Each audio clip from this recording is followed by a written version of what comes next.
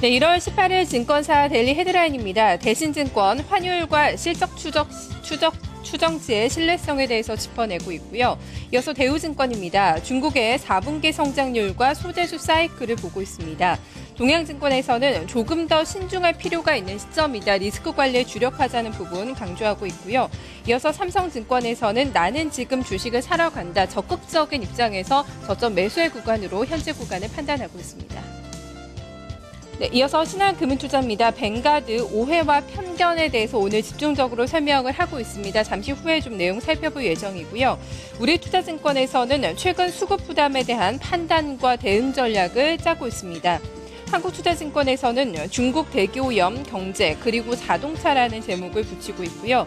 마지막으로 현대증권입니다. 환율과 수급 부담으로 인해서 지수 조정 압력은 조금 더 이어질 것으로 전망을 하고 있습니다. 네, 최근 시장의 조정을 야기하고 있는 수급에 대해서 오늘 증권사에서 좀 중점적으로 분석을 하고 있다는 점이 체크가 되고 있는데요. 내용들을 좀 확인해 보도록 하겠습니다. 먼저 우리투자증권에서는 최근 수급 부담에 대한 판단과 대응 전략이라는 헤드라인을 달고 있는데요.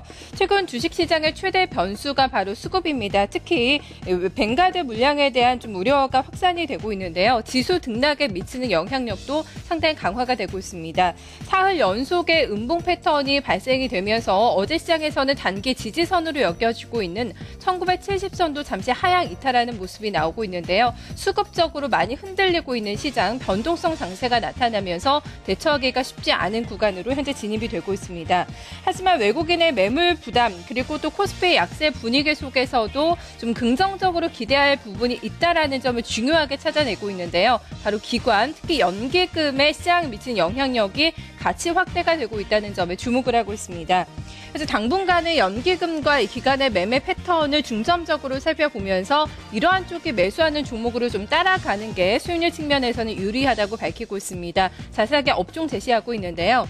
운수창고와 전기가스 업종 그리고 실적에 대한 좀 기대감이 점점 살아나고 있는 제약바이오, 통신 업종에 대해서는 단기적으로 관심을 가지고 접근해 볼 만한 필요가 있다고 조언을 하고 있습니다. 네, 이어서 신한금융투자입니다. 역시 수급에 대해서 오늘 집중 분석을 하고 있는데요. 벵가드 그 오해와 편견에 대해서 짚어내고 있습니다. 벤치마크를 변경하는 벵가드 이슈가 출현이 되면서 1월 10일 이후에 좀 영향권에 들어와 있는 상황입니다. 5일 평균 매도 금액이 3,700억 원으로 증가를 하고 있지만 충격을 좀 최소화할 수 있는 정도 컨셉에 부합하는 수준이라고 얘기하면서 아직까지 그렇게 걱정할 만한 물량은 아니다. 이 부분을 얘기를 해주고 있습니다.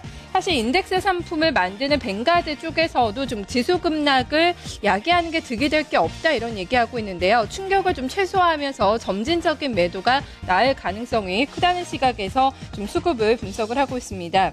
또한 실제로 국내 증시를 이탈할 수 있는 절대 매도 금액도 지금 시장에서 예상하고 있는 9조 2천억 원보다 훨씬 더 감소할 수 있음에 주목할 필요가 있다고 얘기하고 있는데요.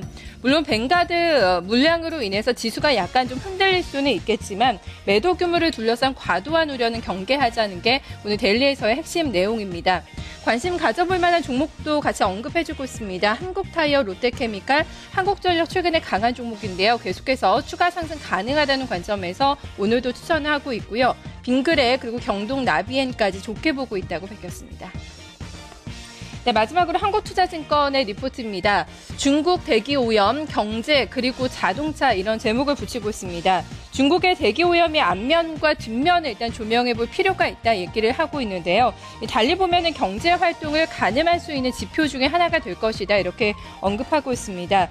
대기오염과 에너지 안보를 위한 돌파구로 적극적인 전기 자동차 산업을 육성을 해 나갈 것이다. 이 부분을 보고 이제 전략을 짤 필요가 있다는 점을 얘기를 해주고 있는 건데요.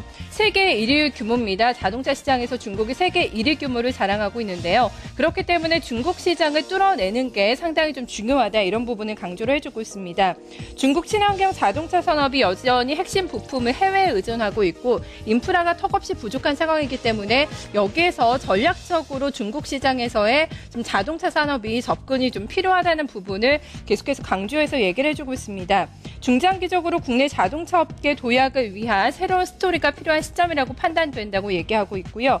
중국 시장에서의 차별적인 경쟁력 확보 여부가 향후 자동차 산업의 밸류에이션에 있어서 변수가 될 것이라는 점을 언급을 해주고 있습니다. 네, 지금까지 데일리 리포트 확인해봤습니다.